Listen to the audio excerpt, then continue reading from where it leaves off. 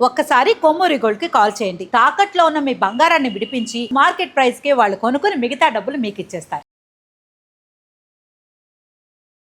నమస్తే, welcome to మనం TV. నేను యాంకర్ సిరి. ప్రస్తుతం మనతో పాటు ఉన్నారు డాక్టర్ శ్రీనాథ్ గారు, ఎండి హోమియోపతి. డాక్టర్ గారితో మాట్లాడదాం. డాక్టర్ గారు నమస్తే. నమస్తే. డాక్టర్ గారు, మనం అన్ని కూడా పాస్ట్ జనరేషన్ కి ఇప్పుడు కంపారిటివ్స్ మాట్లాడుకుంటున్నాము. సో ఇలాంటి సిచ్యువేషన్ లో ఈ కంపారిటివ్స్ లోనే ఈ మజిల్ స్ట్రెంగ్త్ కూడా ఒకప్పుడు నిజంగా పొలం పని చేసేటప్పుడు చాలా స్ట్రాంగ్ ఉండేవాళ్ళు. వాళ్ళు ఎక్కువ హాస్పిటల్స్ కి వెళ్ళింది ఉండేది కాదు, ఏది కాదు. ఈవెన్ డెలివరీస్ కూడా ఇంట్లోనే అయిపోయాయి.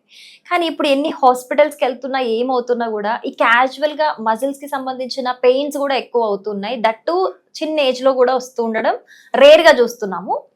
సో అసలు ఏంటంటారు దీనికి రీజన్? అండ్ ఎస్పెషల్ గా ఈ మజిల్ స్ట్రెంగ్త్ పెంచుకోవాలంటే ఏం చేయాలంటారు? ఒక వ్యక్తి ఆరోగ్యంగా ఉండాలంటే ఎముకలు, కండరాలు, నరాలు ఈ మూడు కూడా సమతుల్యంగా అంటే బ్యాలెన్స్డ్ వేలో హెల్ప్ఫుల్ గా స్ట్రెంగ్త్ గా ఉండాలి. ఎముకలు, కండరాలు, నరాలు ఈ మూడు కూడా స్ట్రెంగ్త్ అని, వీటిని అన్నింటినీ కలిపి మనం స్కెలిటల్ సిస్టమ్ అని అంటాము. సో ఇవి కదలికలకు, నడవడానికి, పడుకోవడానికి, లేవడానికి, పనులు చేసుకోవడానికి అన్నిటికీ ఉపయోగపడేటువంటి వ్యవస్థ ఇది. సో ఇందులో ముఖ్యంగా ఫస్ట్ చెప్పుకోవాల్సింది ఎముకల పట్టుత్వానికండి.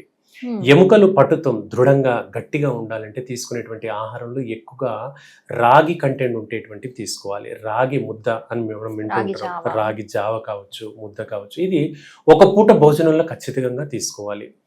దీనివల్ల ఎముకలకు ఒక 10 బలం ఉంటుంది. ఏది మనం పాలు తీసుకున్నప్పుడు, గుడ్లు తీసుకున్నప్పుడు, చిక్కుళ్ళు, సోయాబీన్స్ లాంటివి తీసుకున్న దానికంటే కూడా 10 బలం ఎముకలకు అందేది ఈ రాగి ముద్ద లేదా జావా వీటిని చేసుకోవడం వల్ల అంత బలం అందుతుంది అనమాట. సో ఇది ఎముకల బలానికి చాలా హెల్ప్ఫుల్ గా ఉంది. ముఖ్యంగా ఇది ఎవరికంటే కీళ్లవాతంతో బాధపడేటువంటి వ్యక్తులు ఉంటారు. రుమటైడ్ ఆర్థరైటిస్ కానివ్వండి, ఆస్టియో ఆర్థరైటిస్ అంటాం. చిన్న వ్యత్యాసం తెలుసుకుందాం. ఆస్టియో ఆర్థరైటిస్ అంటే ఎముకల్లో జాయింట్లో గుజ్జు అరుగుదల వల్ల వచ్చేటువంటి సమస్యను ఆస్టియో ఆర్థరైటిస్ అంటాం.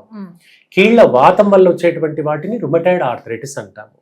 సో అరుగుదల బరువు పెరగడం వల్ల కావచ్చు, ఏజ్ రిలేటెడ్ గా రావచ్చు. కానీ ఈ కీళ్ల వాతం అనేది ఏ ఏజ్ గ్రూప్ వాళ్ళకైనా వస్తుంది.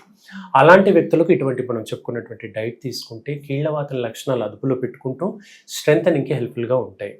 అలాగే మనకు చాలా వెజిటబుల్స్ అందుబాటులో ఉండేటువంటి క్యాబేజ్ అండి. క్యాబేజ్ వల్ల కూడా ఎముకలకు చాలా మంచిది. అలాగే ఎండు ద్రాక్ష, కిష్మిష్ అంటాం మనం, స్వీట్స్ లో వీటిలో వాడుతూ ఉంటాం. ఈ కిష్మిష్ కూడా చాలా మంచిది. మూడవది సాల్మన్ చేప. ఈ సాల్మన్ చేప ఫిష్ ఆయిల్ లాగా తీసుకున్నా పర్వాలేదు, క్యాప్సూల్స్ దొరుకుతాయి మార్కెట్లో. అలా క్యాప్సూల్ రూపంలో తీసుకున్నా పర్వాలేదు, లేదంటే ఫిష్ను తీసుకున్నా పర్వాలేదు.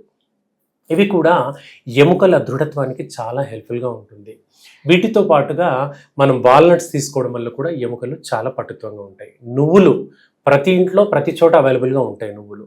సో అవి సరే పచ్చిగా తినడం ఇష్టంగా లేదండి అన్నప్పుడు కొంచెం బెల్లం అంచుకొని తీసుకున్నా కూడా నువ్వులు ఎముకల దృఢత్వానికి హెల్ప్ఫుల్గా ఉంటాయి. వీటి వల్ల కండరాల బలహీనతలు తగ్గుతాయి. అలాగే ఎముక యొక్క దృఢత్వం పెరుగుతుంది. నరాలకు సంబంధించినటువంటి బలహీనతలు, ముఖ్యంగా కొందరు కూర్చొని లేచిన కూడా మోకాల్లో శబ్దాలు వస్తున్నాయి అంటారు. అరచేతులు, పాదాలు, తిమ్మిర్లు వస్తున్నాయి అంటారు. ఊరికేనే కూర్చొని లేవగానే తిమ్మిర్లు వస్తున్నాయి అంటారు. ఇలాంటి వాళ్లకు ఈ జాగ్రత్తలు, ఈ ఫుడ్ మనం తీసుకున్నట్లయితే చాలా వరకు పెద్ద డిసీజెస్ కూడా వీటి వల్ల కంట్రోల్ అవుతుంది. అండ్ చిన్న పిల్లల్లో కూడా ఈ మజిల్స్ కి సంబంధించిన ప్రాబ్లమ్స్ వస్తున్నాయి అని వింటున్నాము. అంటే చిన్న పిల్లలు రావడానికి రీజన్ ఏంటి? సరే, ఒక మిడిల్ ఏజ్ వరకు లేకపోతే ఒక 40+ వచ్చాయంటే ఒక అర్థం ఉంది. చిన్న పిల్లలకి రావడం ఏంటి డాక్టర్? తప్పకుండా అండి. ఈవెన్ స్కూల్ గోయింగ్ చిల్డ్రన్ అండి, 12 సంవత్సరాల లోపు పిల్లల్లో కూడా కీళ్లవాతాలు వస్తాయి. వీటిని జోగ్రెన్స్ సిండ్రోమ్ అంటాం. ఇప్పుడు మనం పెద్దవాళ్ళలో వస్తే కీళ్లవాతాన్ని రుమటైడ్ ఆర్థరైటిస్ అంటాం. చిన్న పిల్లల్లో వస్తే జోగ్రెన్స్ సిండ్రోమ్ అంటాం. అంటే ఇప్పుడు పిల్లలు, దీనికి చిన్న ఉదాహరణ చెప్పుకుందాం. పిల్లలు స్కూల్కి వెళ్తున్నారు, బ్యాగ్ వేసుకొని నడుస్తూ వెళ్తున్నారు.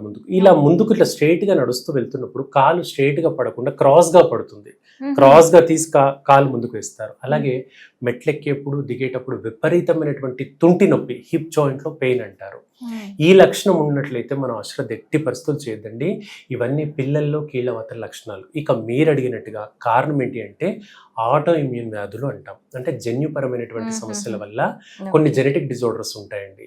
HLA-B27 జీన్ అనేది ఫ్యామిలీ ట్రైట్లో ఎవరికైనా ఉంటే ఈ కీళ్లవాతం అనేది స్కూల్ గోయింగ్ పిల్లల్లోనే వచ్చే అవకాశం ఉంటుంది.